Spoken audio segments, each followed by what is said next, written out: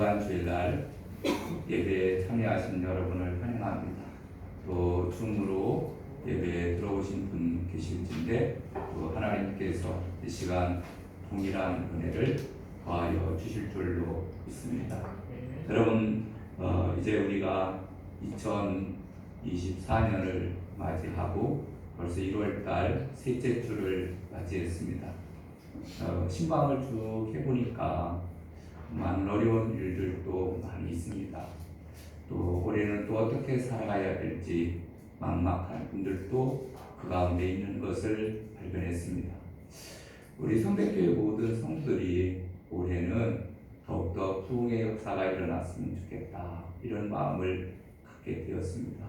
여러분 하시는 모든 범사가 형통하시고 하나님이 그걸 함께 하셔서 더욱더 새롭게 또 부흥하고 성장하는 역사가 임하시기를 주님의 이름으로 축원합니다. 아멘. 여러분 오늘 본문 말씀을 보겠습니다. 하박국 3장 1절을 보겠습니다. 시기 온옷에 맞춘 선지자 하박국의 기도라, 이렇게 말씀해 주고 있습니다. 여러분 이 하박국 말씀은 어떤 말씀이냐면은 하나님의 심판에 대해서 기록한 말씀입니다. 여러분 이 하박국이라는 선지자는 BC 612년에서 605년경 남왕국 유다에서 살았던 선지자입니다. 예수님 모시기 600년 전에 이제 남왕국 유다에서 선지자 활동을 하던 사람입니다. 근데 이분이 어떤 예언을 했느냐 하면은 하나님 앞에 기도하던 중에 깨달은 바가 있습니다. 그것은 이스라엘 백성들이 이제 앞으로 바벨론의 포로로 끌려가게 될 것이다 라는 그러한 음성을 듣게 됩니다. 그래서 하박국 선지자가 하나님 어찌하여 바벨론입니까? 여러분 바벨론은 오늘날로 얘기하면 북한과 같이 적대국이거든요. 그래서 왜 그 나라가 우리나라를 쳐들어와서 멸망시키고 우리를 또 얘로 끌려가야 됩니까? 그랬더니 하나님께서 이제 심판에 대한 계획들을 자세하게 이제 하박국 선지자에게 말씀을 합니다. 그 말씀을 듣고 그 다음에 이 하박국 선지자가 하나님의 뜻이 옳도소이다, 이렇게 이야기하는 말씀을 하는 것이 바로 이 하박국에 나오는 말씀입니다. 근데 오늘 1절에 보니까 시기 온옷에 맞춘 선지자 하박국의 기도라, 이렇게 말합니다. 시기 온옷이라는 단어는 여기에 딱 한 단어, 오직 성경에서 본문만 기록된 단어인데 무엇을 말하는지는 정확하게 우리가 알 수 없습니다. 그런데 많은 학자들이 뭐라고 했냐면은 시기 온옷의 뜻이 방황하다, 비틀거리다, 이런 뜻을 가지고 있습니다. 그래서 이것은 슬픔의 노래 또는 만가라는 것은 상여분들이 상여를 메고 가면서 부르는 구슬픈 노래를 만가라고 하는데, 아마 이스라엘 백성들이 이제 바벨론의 포로로 끌려갈 것을 생각을 하면서 아주 슬프게 부르는 노래가 바로 이 시기 온옷에 맞춘 노래 아닌가, 이렇게 얘기할 수 있습니다. 그래서 이 하박국이라는 뜻은 끌어안는 자라는 뜻을 가지고 있습니다. 그래서 그 이름 뜻대로 역사의 어두운 밤에 하나님의 뜻을 끌어안고 몸부림치며 기도하던 선지자였는데, 오늘 이 본문에 나오는 이 말씀, 짧은 말씀이거든요. 하박국 3장 2절은 바로 기도입니다. 그리고 이 기도가 끝나고 난 다음에 하나님을 찬양하며 하나님께 영광을 올리는 모습을 보게 됩니다. 여러분이 오늘 하박국 선지자의 기도를 통해서 우리는 어떤 것을 깨달아야 되느냐면, 첫 번째로는 말씀을 들어야 합니다. 아멘. 그래서 말씀을 들어야 됩니다. 우리가 부흥의 역사를 기대한다라면 우리가 해야 될 일이 있는데, 그것은 하나님의 말씀을 들어야 됩니다. 여러분 오늘 2절을 봅니다. 여호와여 내가 주께 대한 소문을 듣고 놀랐나이다. 아멘. 여러분 여호와여, 이런 단어가 나옵니다. 여호와여 라는 단어는 함부로 쓰는 단어가 아닙니다. 왜 그러냐면 이 단어는 이제 하나님 앞에 항복한다는 그러한 의미를 가지고 있거든요. 그래서 하나님의 뜻이 그렇다라고 하면은 내가 하나님의 뜻에 온전히 순종하겠습니다. 이런 뜻입니다. 그리고 주께 대한 소문을 듣고 놀랐나이다 이렇게 말합니다. 그래서 소문, 여러분 소문을 들었다. 여러분 소문은 좋은 소문도 있고 나쁜 소문도 있겠지요. 그래서 흥한다는 소문도 있고 망한다는 소문도 있습니다. 여러분 신방 다녀보니까 어렵고 힘들다는 소리를 많이 듣는데 앞으로 이제 불황이 닥쳐오게 될 것이다. 이제 선거가 있는데 4월 10일 이제 국회의원을 뽑는 선거가 끝나고 나면은 그동안 선거 때는 공약을 막 베풀며 각 당에서 선심 공세를 합니다. 그래도 좀 살만한데 이제 선거가 끝나면은 더 이제 쪼여오지 않겠는가, 더 힘들어오지 않겠는가 이런 이야기를 하기도 합니다. 그래서 IMF보다 더 큰 고난이 다가오게 될 것이다. 뭐 이런 여러 가지 이런 이야기들을 우리가 듣습니다. 그런데 여러분 하박국 3장 2절에 나오는 소문은 어떤 소문이냐면은 하나님에 관한 소문입니다. 하나님에 관한 소문. 그래서 이 소문이라는 단어가 샤마흐 이렇게 단어를 사용하고 있습니다. 샤마흐라는 것은 듣고 순종하는 것을 나타내주고 있습니다. 듣고 순종해서 반드시 들어야 할 말씀이다. 다시 말해서 이 말은 샤마흐에서 쉐마가 나옵니다. 쉐마가 뭐죠? 신명기 6장 2절 3절에 나오는 이 말씀 들어라. 하나님의 말씀을 들어라. 오직 하나님의 말씀은 하나님은 이렇게 말씀을 하시는데 우리 인생이 반드시 들어야 될 말이 샤마흐라는 말입니다. 그래서 하나님의 말씀이 들려왔는데 그 말씀은 바로 어떤 것이냐면은 놀랄나이다. 놀랄만한 이야기다. 이것은 야레, 두려워하는 것, 경외하는 것이라는 뜻을 가지고 있습니다. 그래서 하나님께서 하시는 말씀을 듣고 우리가 놀랄나이다. 이 말이 바로 뭐예요? 오늘 본문에 나오는 말씀. 주께 대한 소문을 듣고 놀랄나이다. 이렇게 표현되어 있습니다. 한국어로 표현하다가 보니까 히브리어를 구약 성경은 히브리어, 신약 성경은 헬라어로 기록되었는데 히브리어 성경으로 기록된 말씀을 한국말로 기록을 하다가 보니까 주께 대한 소문을 듣고 놀랐나이다. 이렇게 표현되었습니다.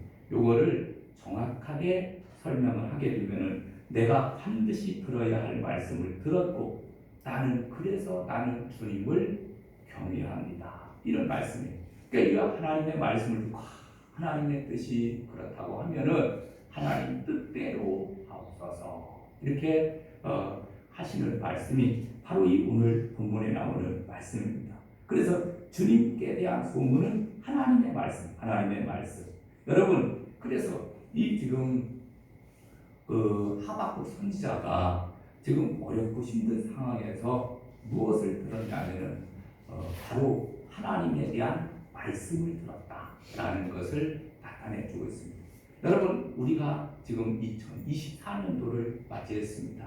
여러 가지 소문도 있고 여러 가지 말들이 오고 가고 있습니다. 근데 우리가 이제 이렇게 이런 말들이 있는 가운데 부흥하고 성장하며 하나님의 기적을 일으키려고 하면은 그럼 무엇부터 해야 되냐면 먼저 하나님의 말씀을 듣고 놀라야 돼. 아멘. 그래서 하나님의 뜻을 우리가 깨달아야 우리는 이 2024년도를 우리가 잘 살아가고 하나님의 영광을 위해서 살 수 있는 줄로 믿습니다. 여러분 에스겔서 37장에 보니까 에스겔 선지자가 마른 뼈를 향해서 대언하는 말씀이 있습니다. 너희 마른 뼈들아 여호와의 말씀을 들을지어다. 내가 생기로 너희에게 들어가게 하리니 너희가 살리라. 여러분 에스겔 선지자도 이스라엘 백성들이 바벨론에 포로로 끌려가고 아무런 시대에 쓰임받았던 선지자거든요. 하나님 아무런 소망이 없습니다. 하나님 이스라엘 백성을 보게 되면은 저 골짜기에는 마른 뼈같이 아무런 소망이 없는 사람들과 똑같습니다. 변화되는 것도 없고 그리고 기적도 나타나지 않아서 사업은 어렵고 힘들고 하나님 너무너무 고통 가운데 있는 그러한 백성들처럼 전혀 변화가 일어나지 않는 거예요. 그러니까 꼭 마른 뼈와 같은 그러한 사람들에게 하나님 어떻게 했으면 좋겠습니까? 저 마른 뼈를 향해서 태어나라. 뼈를 향해서 말씀을 선포하라는 거예요. 그리고서 생기야 들어가서 이 마른 뼈에 대해서 말씀을 선포하는데 생기야 들어가라. 그러니까 그 이제 마른 뼈와 마른 뼈들이 붙게 됩니다. 그리고 거죽이 생기게 됩니다. 그리고 힘줄이 생기게 되어지고 살아서 일어나는데 하나님의 큰 군대를 이루었다. 이게 바로 에스겔서 말씀이거든요. 여러분 우리의 인생도 보게 되면은 바로 이 하박국 선지자와 또는 에스겔 선지자와 같이 어렵고 힘든 상황, 정말 앞뒤를 바라볼 수 없는 그러한 상황에 있다 하더라도 우리는 하나님의 말씀을 대하는 거예요. 하나님의 말씀을 붙드는 거예요. 그래서 오늘 주시는 말씀처럼 하나님의 말씀을 듣고 소문으로 듣고 놀란다이다 라는 말씀처럼 여러분이 하나님의 말씀을 가까이 하면 반드시 올해에도 하나님의 기적과 역사를 보게 될 줄로 믿습니다.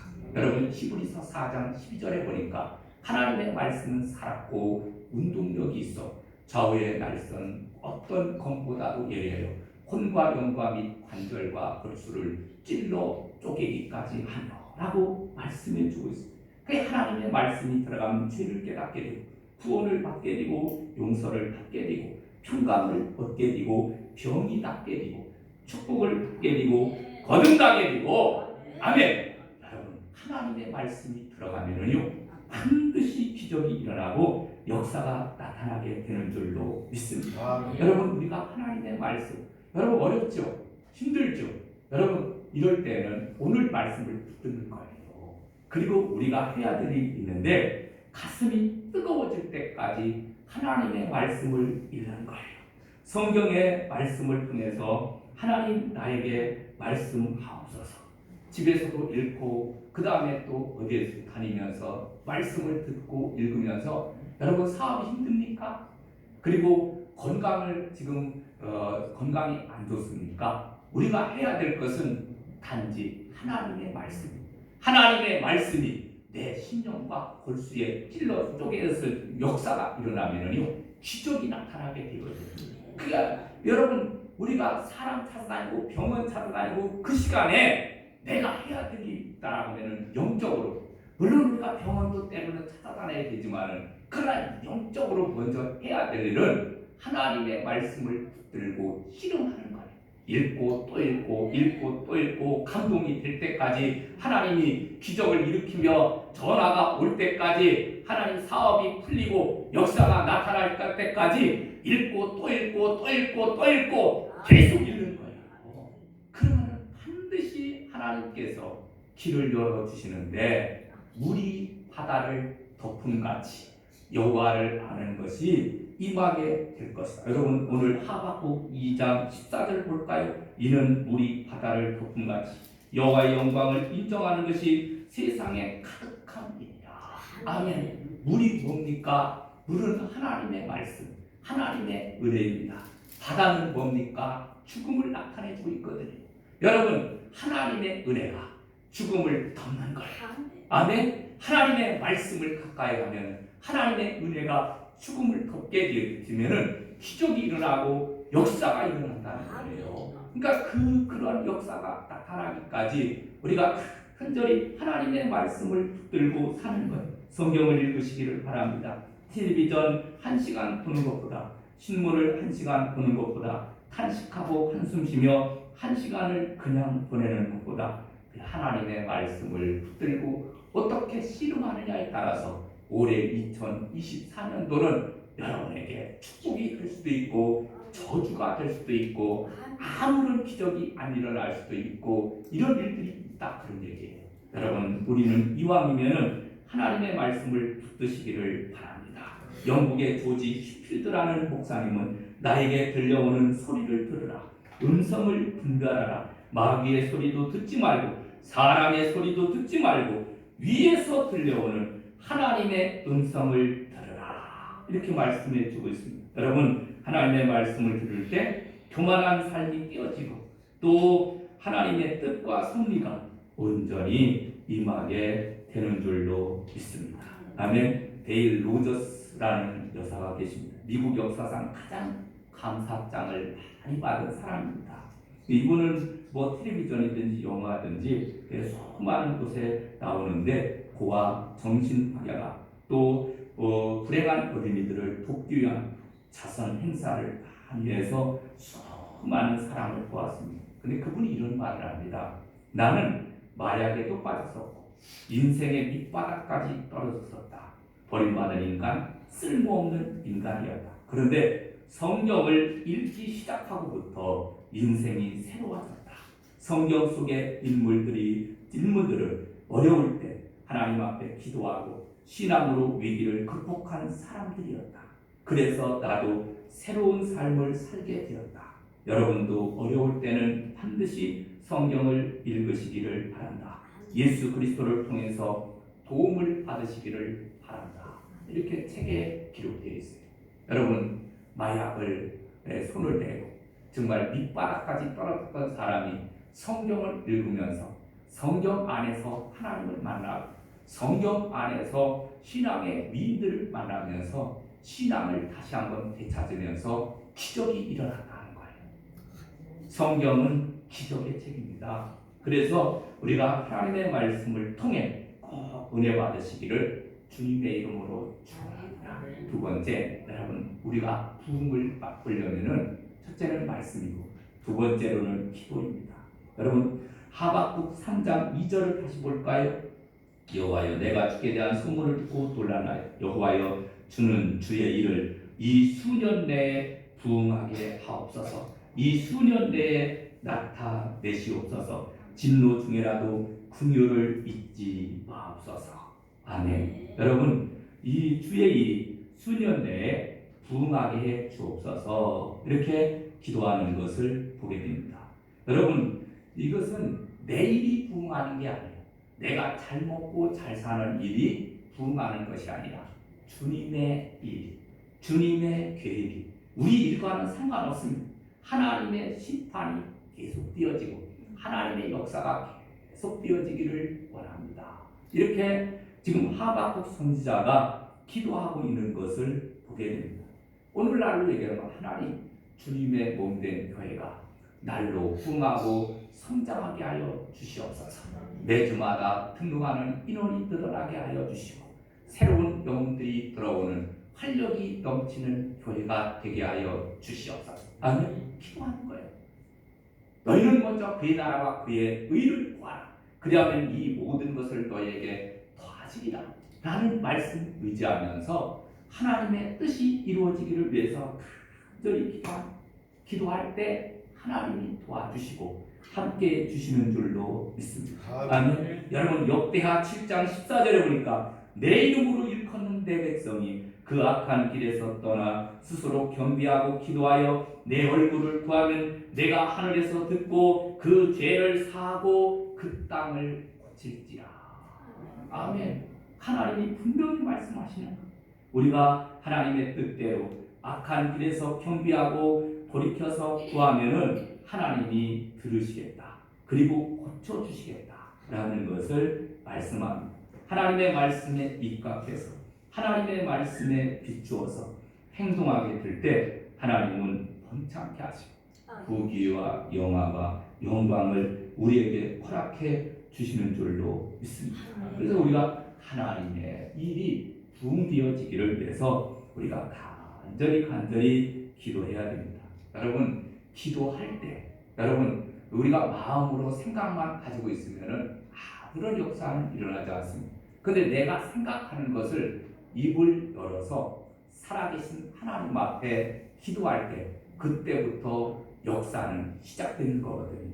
아멘. 그래서 청교도의 작가였던 존 버니라는 사람은 기도는 하나님으로부터 무엇을 얻어내기 위한 수단이 아니라 하나님의 사랑과 그리스도의 십자가의 죽음을 통해 오는 은혜를 경험하는 것이다.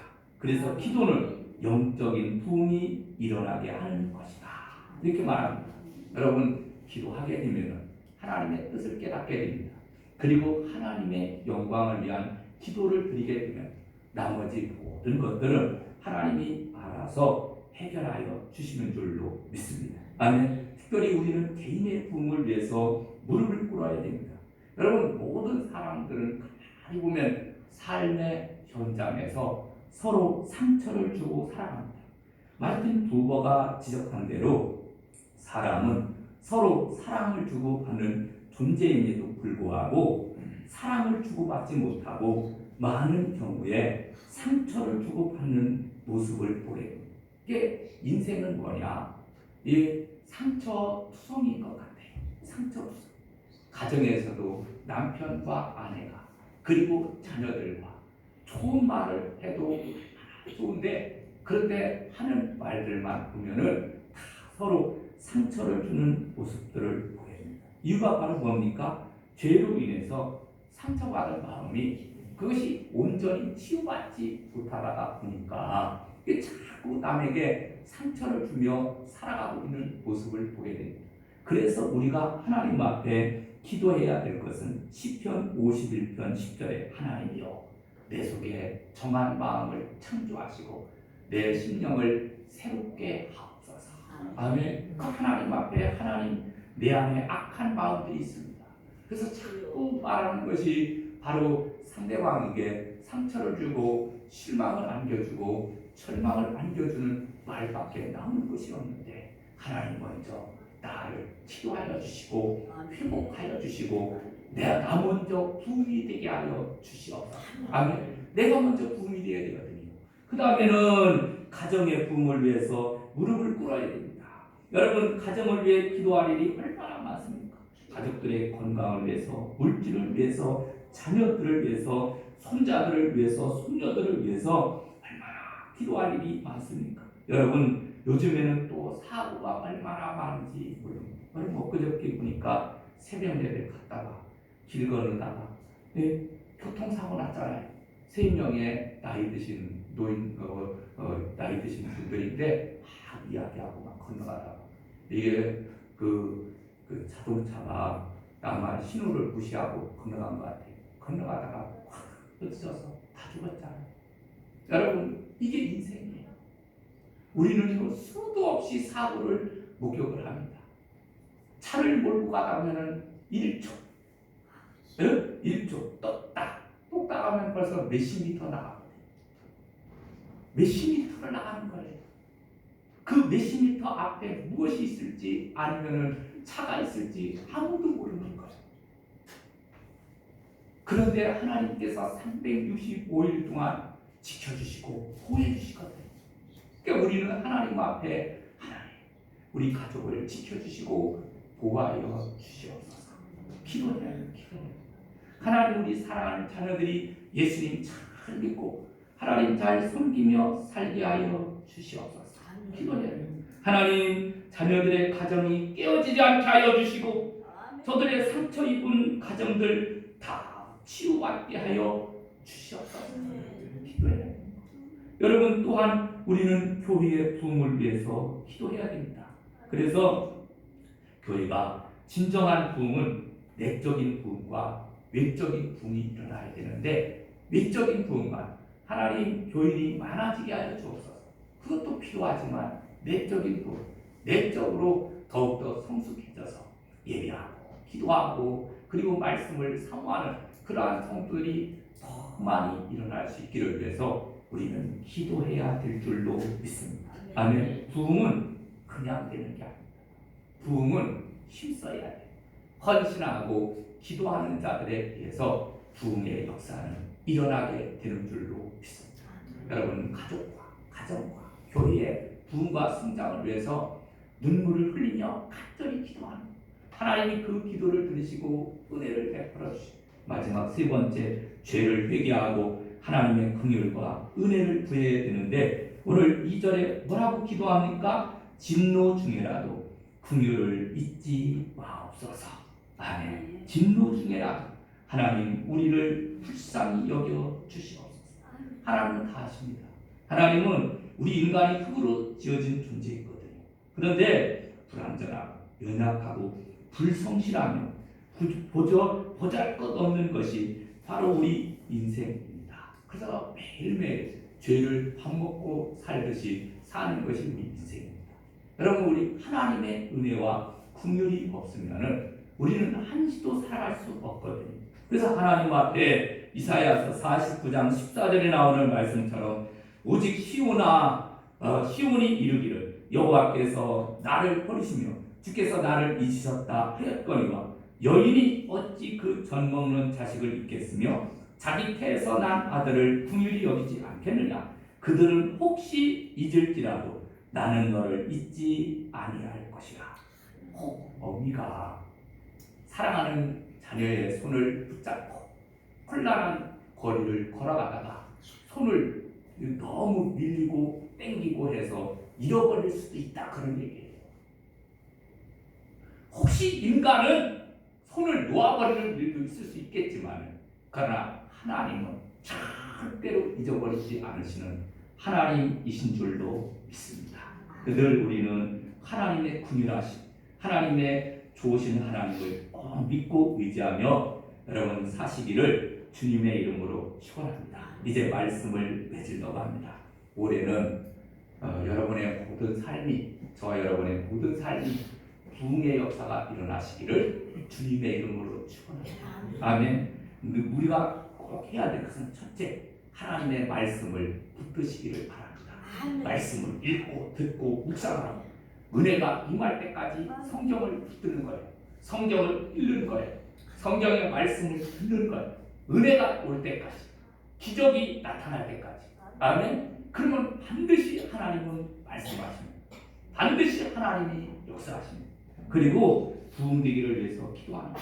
내가 나를 위해서, 그 다음에 가족을 위해서, 그리고 교회를 위해서 간절히 기도하고 특별히 하나님의 긍휼과 은혜를 간절히 구하시기를 주님의 이름으로 축원합니다. 올해는 반드시 하나님이 내가 너를 복주고 복주며 너를 번성케 하고 번성케 하리라 분명히 말씀해 주신 줄로 믿습니다. 우리 찬양 드리겠습니다. 찬송 197장 드립니다.